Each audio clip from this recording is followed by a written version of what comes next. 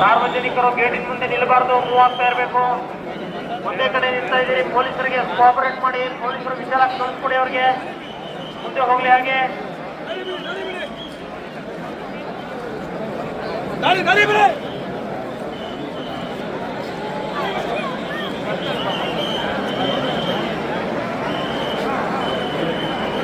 ಗೇಟಿನ ಮುಂದೆ ನಿಲ್ತಾ ಇದ್ದಾರೆ, ಹಾಗೆ ಮೂವ್ ಮಾಡ್ರಿ. ಗೇಟಿನ ಮುಂದೆ ನಿಲ್ಲೋದು ಬೇಡ. ಗೇಟಿನ ಮುಂದೆ ನಿಂತಿರುವ ಸಾರ್ವಜನಿಕರು ಮುಂದೆ ಹೋಗ್ತಾ ಇರಬೇಕು.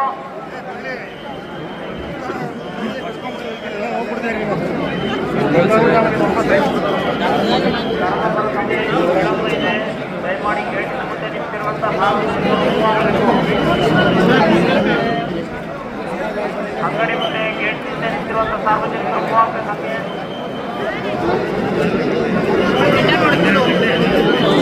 ದೇವಸ್ಥಾನದ ಆವರಣಕ್ಕೆ